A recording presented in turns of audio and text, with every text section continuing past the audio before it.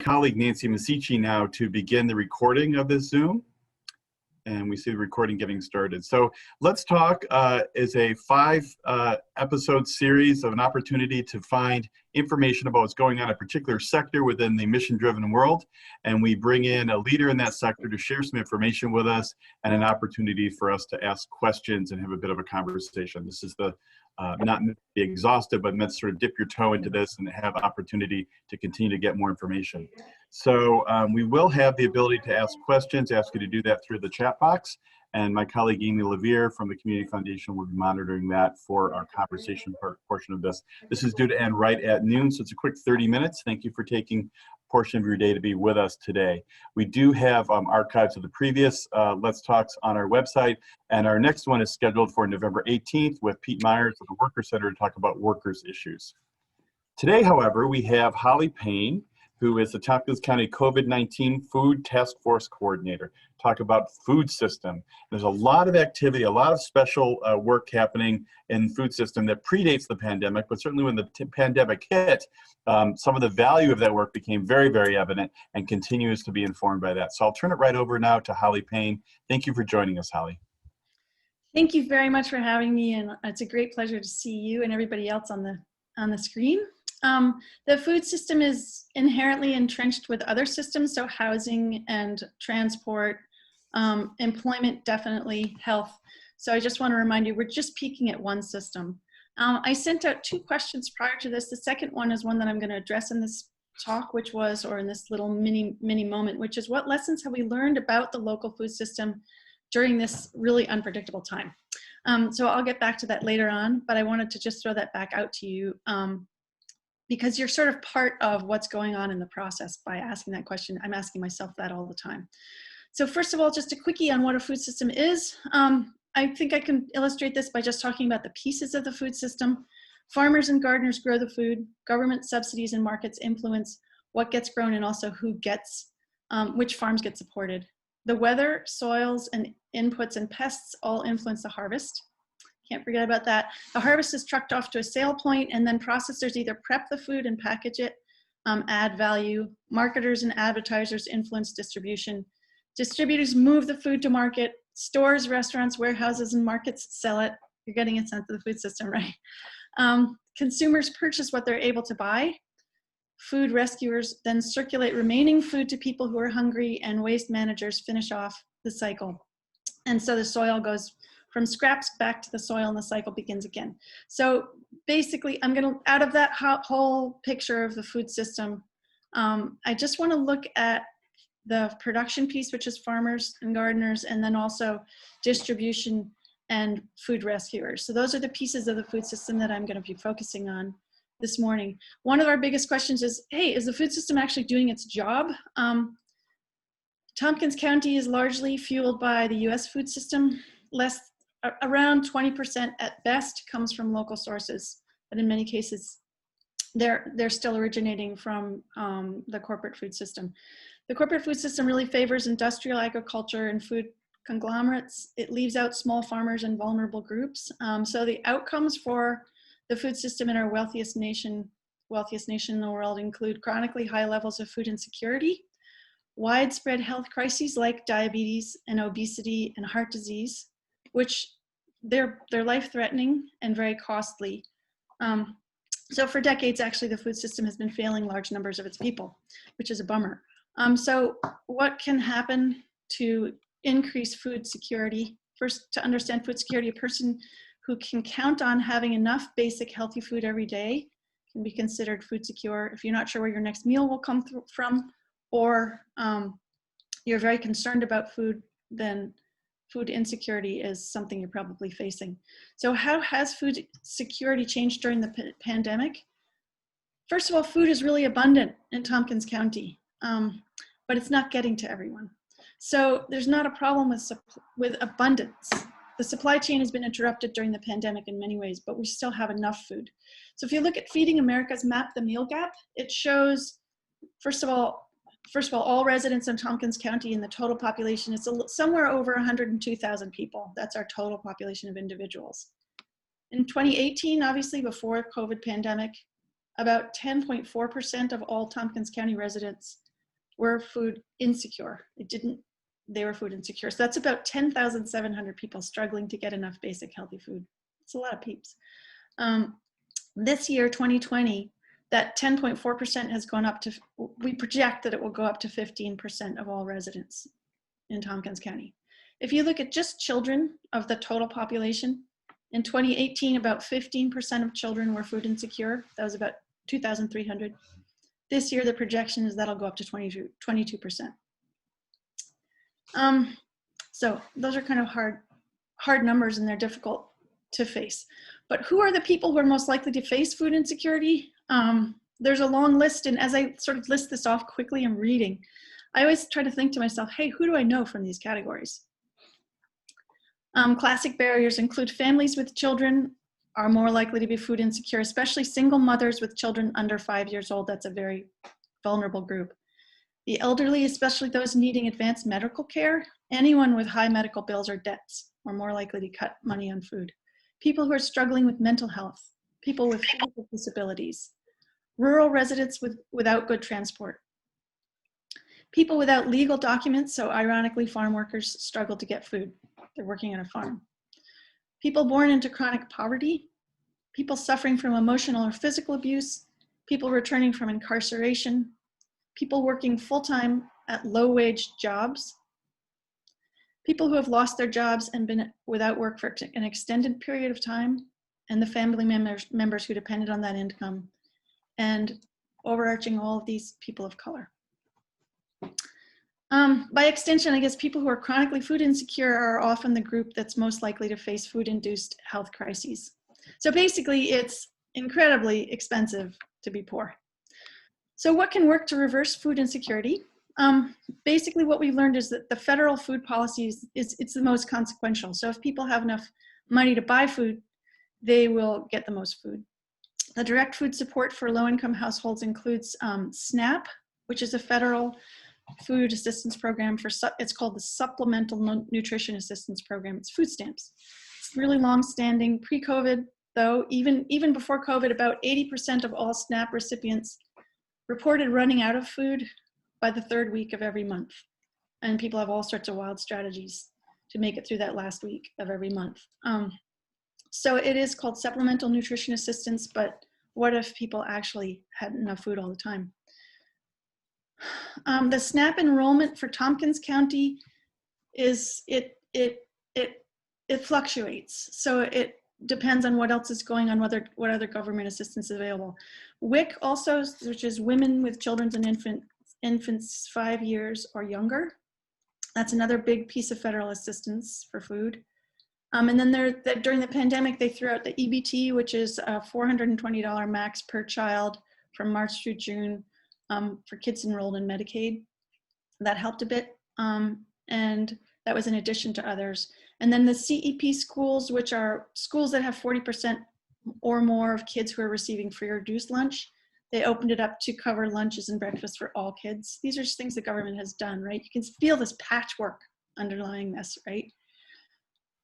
People who were employed and collected unemployment. This was one of the most dramatic fluctuations in all of the counties across New York. Tompkins County went from 3.5 unemployment pre-COVID to 10%, which was largely due to closings in the education and tourism industries.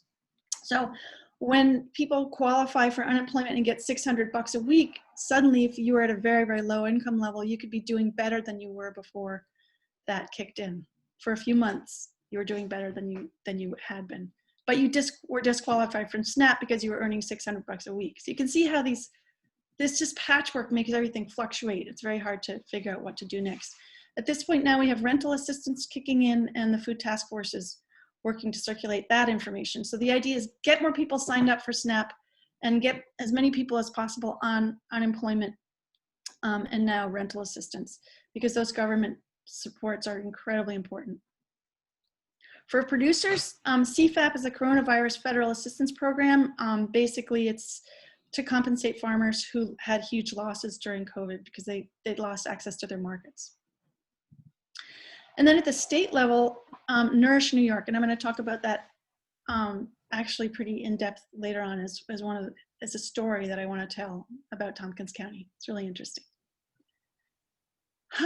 So if that's not complex enough, then let's think what happens when you either don't qualify for SNAP, which is the food stamps, or what happens when you run out of food stamps, or if you're new to unemployment and to food insecurity. What happens then? This is one of the main questions of the pandemic. You head into the world of emergency food, understanding the hoops that people have to jump through just to get food points really back to the original question of how can we change the food system. So I'm working for the Food Task Force, which is really a Band-Aid approach. And the big gains that have come are through collaboration with the Food Policy Council of Tompkins County, which is building a participatory food systems plan, and then with a Childhood Nutrition Collaborative, which works to meet shared goals that improve food security for children ages 0 through 24. The task force has about 70 member organizations, including government, so Tompkins County Legislature and Assessment, and then the Health Department. Also, Cornell Cooperative Extension and several Cornell departments, Ithaca College, TC3, the Childhood Nutrition Collaborative, as I mentioned, and then many nonprofits and foundations, of which Community Foundation is one of the leaders. The themes that we're seeing emerge from the Tompkins County Task Force include how local response is affected.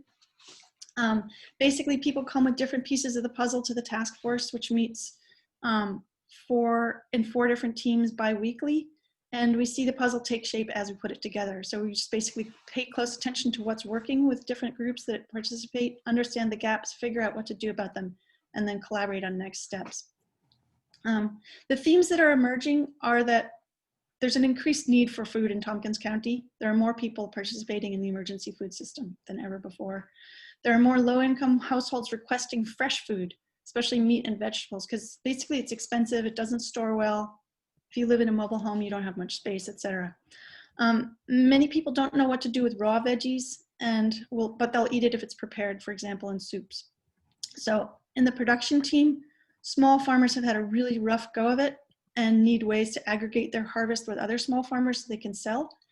And they would like access to large food processing kitchens so they can add value. So those are things that have come up. There are many more home gardens this year than ever. Solidarity gardens took off, all that's really encouraging. CCE had more Zoom participants in their free gardening classes than ever. So people really were like, wow, let's grow our own food. We better get this, make this work. And then I'm going to talk about this. I want to tell the story of Nourish Tompkins so that you can see how food production combines with food distribution. So basically how our supply can meet demand. This is not my story. This is not my data. Most of it isn't. Most of this is collaborative, and it comes through the Food Task Force, where subsets of the task force tell their stories and share their data, and it gets aggregated in the task force, and then our work gets changed by what we hear from one another, which is an incredibly positive and exciting thing about collaborating. Anyway, the Nourish Tompkins story is about purchasing food from local farmers and distributing it as it is or cooked through a network of volunteers to people who are hungry. It started with a state model, which is called Nourish New York. It was beautifully designed, but unfortunately it didn't benefit Tompkins County. So New York State Ag and Markets provided $25 million to regional food banks, and the food banks can then purchase directly from New York State farms and processors and take this local food to their pantries for distribution, which is gorgeous. The highest level of the food bank actually took the Nourish New York money and spent it on dairy. So the dairy farmers benefited beautifully, but Tompkins County didn't get any of it. But the model was so clearly good that we have these enterprising actors getting together and saying, okay, let's just do this ourselves then. Mm-hmm. Let's go for it. Let's buy local produce, get it to hungry people, and we'll call it Nourish Tompkins, right? Because we're working at the Tompkins County level. This initiative is led by Cooperative Extension with support from a bunch of different important food rescue and delivery efforts, nonprofits that are housed in the Food Task Force and outside of it. It was administered with grant money from Community Foundation's COVID grant, which supported purchasing from a network of 9 local farms. The produce was also purchased with additional funds from FEMA Cares, so the grant from FEMA and Community Foundation. Those were really important partners. The farmers aggregate their produce at Press Bay or Green Star's old space in these big walk-in fridge and freezers. Some of it this summer went to the village at Ithaca. The food was used for food cooking classes. It was hosted at Ithaca Children's Garden. A chef at Gola prepares it for unsheltered people through URO, which is people returning from incarceration, and over 1,500 meals are distributed, as well as fresh food, packed in boxes for the Cornell Farm Worker Program. The volunteers box it up. The volunteer drive network gets it to the farm workers. So, and there's huge smiles as it gets unloaded. So it's a beautiful program. It's a pilot, and we're in this huge moment of opportunity because farmers can now leave their fields and think about what they want Nourish Tompkins to look like. And we have Graham Savio with the ear of the director of Tompkins County Farm Bureau, who's entertaining policy proposals. And Graham's like, let's push for Nourish Tompkins and see if New York State will adopt it and fund it, because we've run out of funding. And then we have Anna Kellis, who's a Tompkins County legislator running for, by the way, New York State Assembly's 125th district in November 3rd. So Anna Kellis. And she's working to pull a ranking state government official to visit and see how Nourish Tompkins is emerging. And could we scale up and adopt this feature for the pandemic to support small farmers? So I'm back to the question I shot out to you guys, which is, what lessons can we take from the pandemic that might go forward into improving the food system once the economy recovers?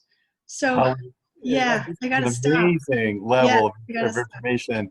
And I want to, first of all, thank you and your colleagues who are developing the structure and the system and the supports to make these things be effective and creative. I want to also ask folks, if you have questions, if you can put them in the chat box. Amy Levere will start to manage those, because I do think it's sort of time for us to have some question and some dialogue back and forth. We started a little bit late, so we'll go to 12:05 with your permission. If you need to hop off sooner than that, that's perfectly understandable. But I'll ask a quick question as other people begin to develop other questions, and there's more information that Liz Karabanakis put in the chat box, which is a link to Nourish Tompkins. So we invite other people to share that information as well. When you and I were planning for this conversation, you brought a new concept, new phrase up to me, last mile.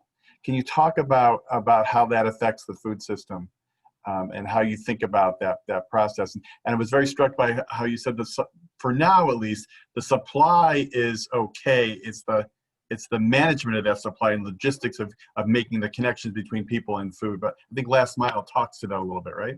Yeah, totally. Yeah, I'm super glad you brought it up. Mm-hmm. So there are three groups in the food task force. One is production, one is distribution, which I think is what you're talking about, the management of the supply.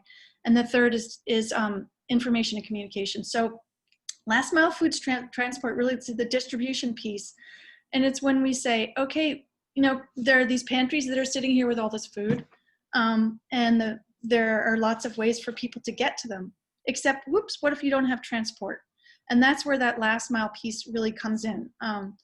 It's how do we get food to homebound people? And it got to be more intense during COVID because lots of people were homebound and didn't want to go to where the supply was.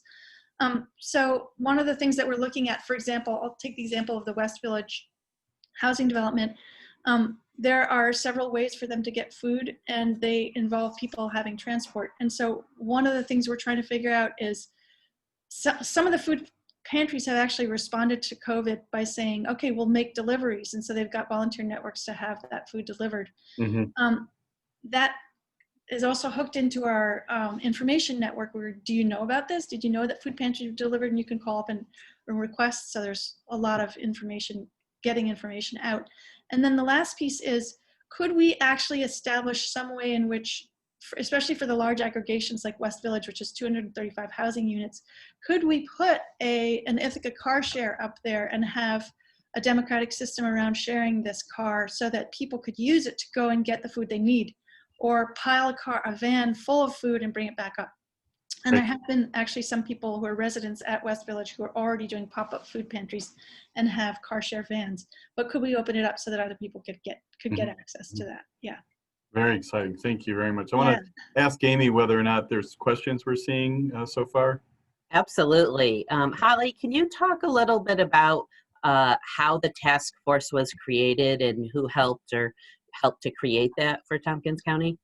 Yeah, I was not on board before. I came on board at the very beginning of May, but it was created in April in response to the need for health and information during the pandemic, and also to figure out what was going to happen with the production and distribution of food as the supply chain got interrupted.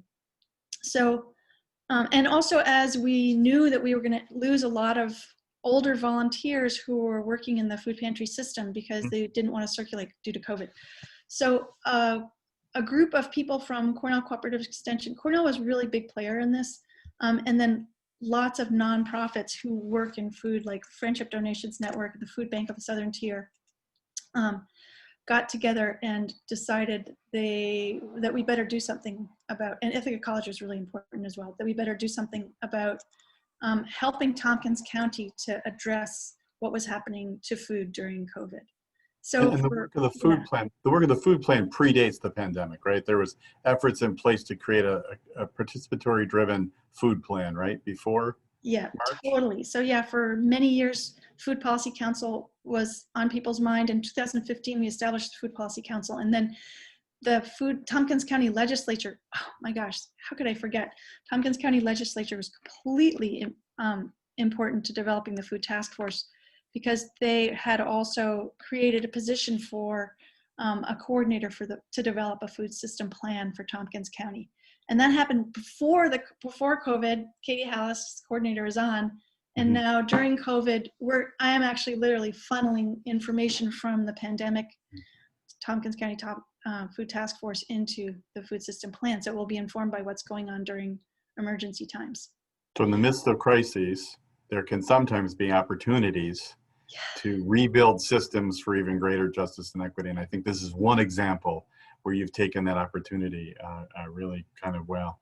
Amy, do we have an additional question or two? We have about we're into 12:05. Go ahead. Yes, we absolutely do have more to pack in. Another question, Holly, is as part of the initiative, are there also efforts to control waste? You know, within the food system, there's lots of components. Can you address that piece as well? Yeah, I'm super glad that this was asked. This question speaks to one of the most amazing initiatives that we have going in Tompkins County, which is Friendship Donations Network. They've been going for many, many years. And their mission is to find food that is super healthy, often prepared and very elegant, collect it in a central place, and they have an amazing network of volunteers who rapidly disperses that food to either pantries or food insecure households, so they can deliver directly to households as well. Or to the pop-up pantries that are run by, for example, No Mas Lágrimas, who operates in communities that are struggling to get food. So Friendship Donations Network is amazing.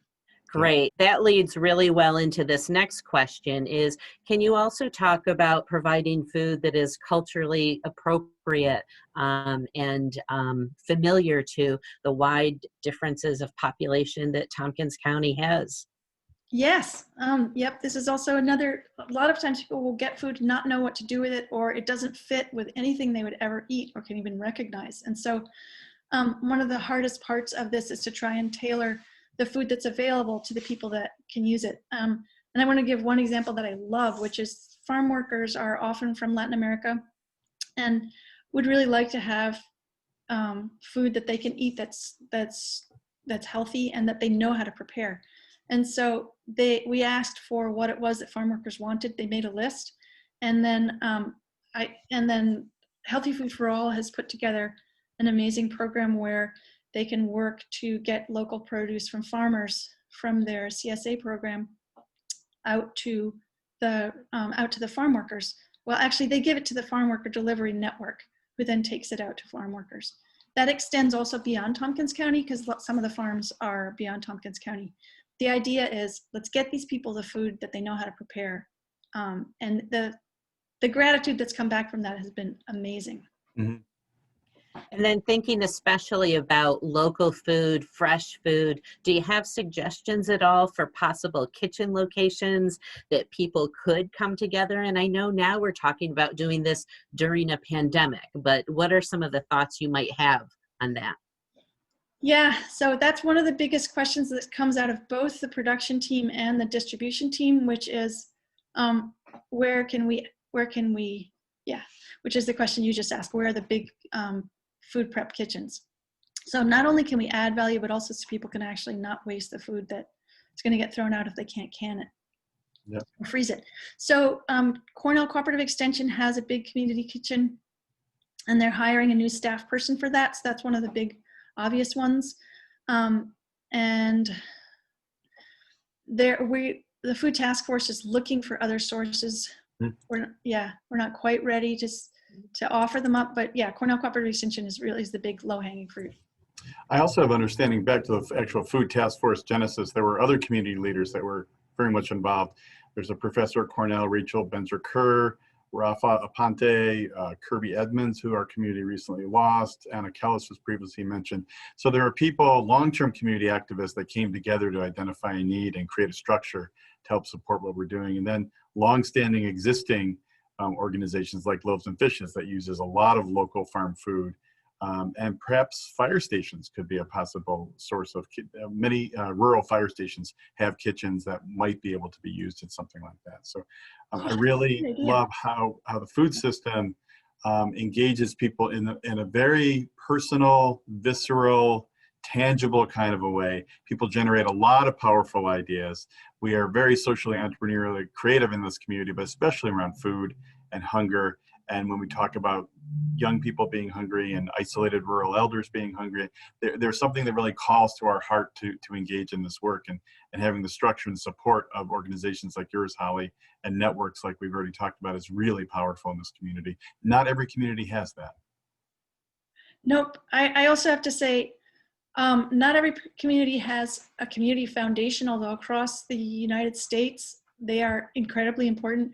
Ours is amazing. And one of the reasons Community Foundation is amazing is that it pulls together existing initiatives and programs so that they can learn from one another. And that's what the Food Task Force is let's not duplicate efforts. Let's work on this together to become more equitable. And let's also understand that efficiency is not always the most equitable way. And I think that's coming out of a lot of the different programs that we're seeing, is that sometimes it's good to have a lot of different ways to get food, like food pantries or food deliveries, having a car share. But if one of them drops out, the others can step up, as long as So. Right. Well, thank you for your kind words, but this is not about us. This is about the work that you do and the work that our donors make possible and supporters of what you do make possible. As we're looking into the change of season and people are beginning to spend more time indoors, we're concerned about the pandemic continuing. What do you see as sort of next steps or milestones to be watching for? What will be important for us to look at in the food system and as the needs change and morph a little bit? I mean, this is a really good question. I think one of the things I know is coming up from one of our chief partners, who for some reason I haven't mentioned yet, which is Mutual Aid Tompkins, who's created this amazing system of food cabinets that are 24/7 that people can either donate to or take from.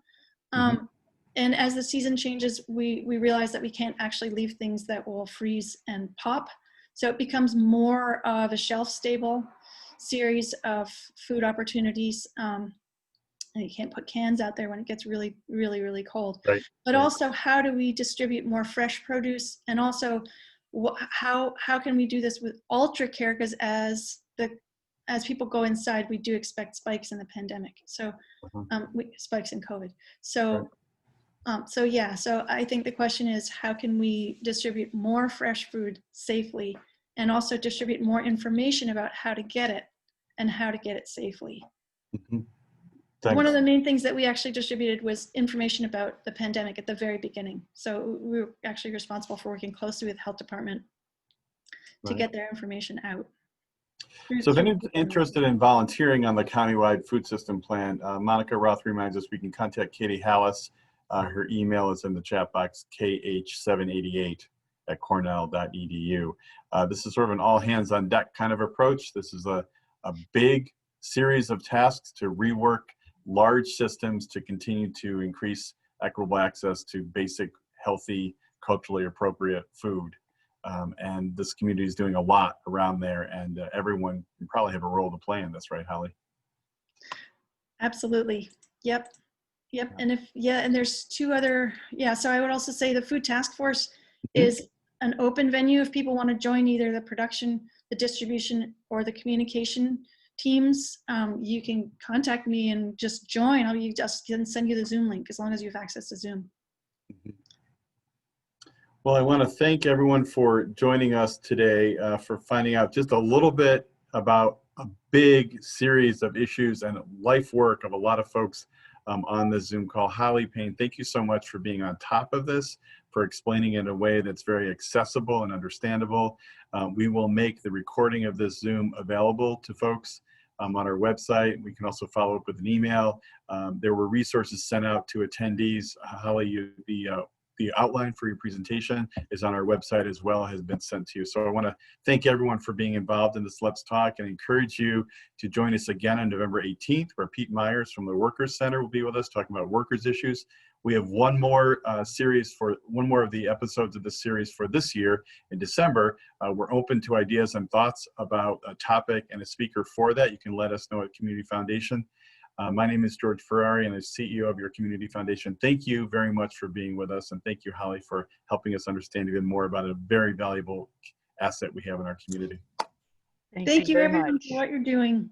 Thank you, Holly. Great job. Thank